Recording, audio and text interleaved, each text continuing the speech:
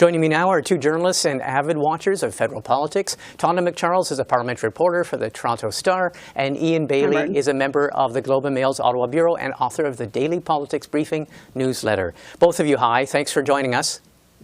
Hey there. Good to be here. Let's start with the, I guess you'd call it the day's news. The government released a much-awaited guidelines. It's called Life After Vaccination, and it's quite general, but it suggests what Canadians might be able to do or not do this summer and fall. It says for the spring we should all be staying inside, but for the summer it says we could be doing things like going out to patios, going camping, having picnics. But if we reach vaccination levels of 75% of eligible people with a first dose and 20% of people with a second dose, what do you make of these guidelines? I'll start with you, Tonda. Look, those guidelines are very vague. They're nowhere near the clarity and specificity of the American guidelines to their population, either for summer or for fall. And frankly, this summer, according to Theresa Tam, will look a lot like last summer. You can go out in very small groups outside, but she's layering in the added vaccination thresholds and whatnot. I think that if this is what the government has to offer people as aspirational or hope, I think they might want to take another run at it, because I don't know that this is any great motivator if they want to incentivize people to get vaccines, and nor is it any great motivator to get people to comply with what they want them to comply with, which is the ongoing public health restrictions. Okay, Ian, your reaction to what we've seen so far?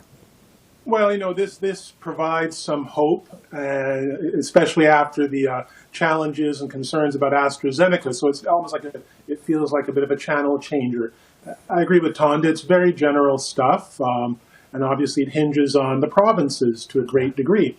I'm in British Columbia, and sort of the things we can do here will go through Dr. Bonnie Henry and the BC government, not through what we heard today from the federal government. Although it's a good series of aspirational kind of goals. Echoes what the Prime Minister said earlier. And yeah, that's sort of where it seems to be on this material today. Okay, let's go to be honest, I think that it was an attempt to put some meat on the bones of what was really a political slogan by the Prime Minister, the 1-dose summer, 2-dose fall. I mean, in truth, actually, it's going to be a 1-dose spring, right? We're going to all be done by spring, by the time spring's over, June 21st.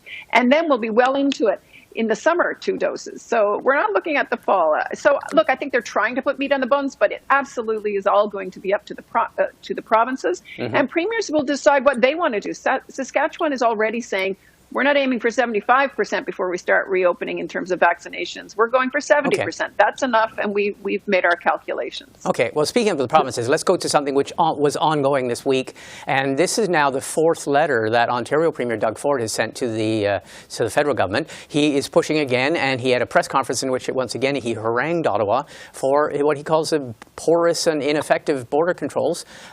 He reiterated his request. Specifically, he wants PCR testing of all domestic air travelers. He wants more limits on international air travel. He wants mandatory quarantine hotels for people arriving at the land border. 2 questions, the politics of it all, and second question, why doesn't the Trudeau government seem to want to or be able to move on these things? Start with you, Tonda. So the politics are pretty clear. I mean, I think that Doug Ford is desperately trying to deal with a variant-driven epidemic that's still swamping hospitals, especially across southern Ontario, and even in Ottawa here today. So I think that he is trying to draw attention to the fact that there are gaps in the current restrictions internationally, which is up to Ottawa to deal with. And I think the land border crossing piece has bugged a lot of people, so that he has a point there. The government, however, the federal government, is not saying, you know, they continue to say, oh, we're waiting for formal requests from the Premier. But I think the Premier is right. Those 4 letters are pretty clear in what they want the feds to do. Why don't they want to do it? Well, look, I think that the fact of the matter is there is essential traffic also crossing, and they don't want to layer on top of all those restrictions more barriers to essential movement of goods and people. Ian, your reading of both the politics and Ottawa's response. Well, it's been widely reported, of course, that Mr. Ford the Premier is facing quite a number of challenges in the politics of his management of the pandemic. he is the leader of the largest most populous province in the country, and so he's certainly entitled to raise these issues, and there's been considerable reporting and assessment of problems with the way we're handling the borders.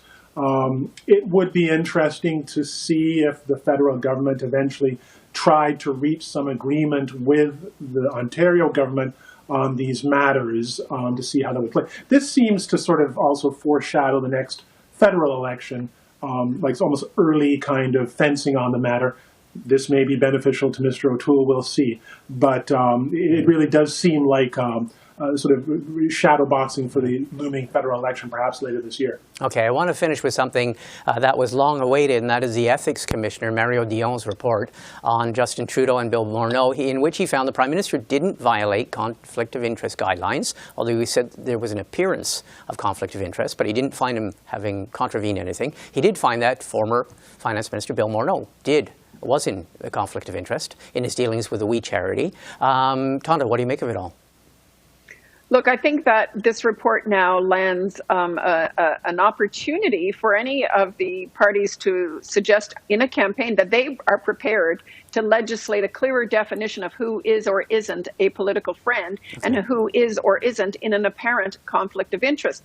The law doesn't describe those or define those, no matter what Mario Dion, the Ethics Commissioner, wants right now. And so, you know, Trudeau was completely cleared on that respect, that he did not violate the law as it stands now. I would love to hear who is prepared to toughen that law. And you haven't heard any of the parties in their reactions to this say, yep, that's the way we're going to go. Okay, Ian, the politics of this all, some people have suggested this was good news relatively for the government because the Prime Minister wasn't found to have contravened anything. Then other people have said, well, no, it's not a good day when your former Finance Minister is found to have contravened the rules of conflict of interest.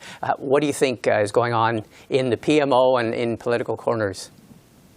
Well, as I think some have observed, it's a lucky thing for the Liberals, perhaps, that Mr. Morneau was their former Finance Minister. It would have been obviously a very different situation for the Liberals had he still been in cabinet. Watching the political reaction to this yesterday, it seems as though Mr. Dion, in doing his diligent work as the Ethics Commissioner, the result gave each of the parties something. Obviously, it kind of diffused a problem for the government, but in discrete ways, I think Tonda referred to it, it gives the other parties something to take into the campaign, the inevitable election campaign later on, about these ethics controversies and about campaigning to sort of do better and have better rules on these ethics matters. So yeah, that's sort of where it seems at this point with this result. Do you think, just last point to you, Ian, do you think the Prime Minister, though, may have diffused a lot of it in the sense that both he and the Finance Minister did come out and say, we didn't do well, we didn't recuse ourselves, we should have recused ourselves. There was at least they sort of, in a way, preempted some of the things that the Ethics Commissioner found. They've said those things, and it was damage control, but I guess for them, the Commissioner's report is going to be probably more helpful to them, to a degree, than their apologies earlier on. Okay. Well, listen, I want to thank both of you. I want to wish you a happy and productive weekend. Stay safe, and we'll speak again in a few weeks. Guys. All the best. Have a good weekend.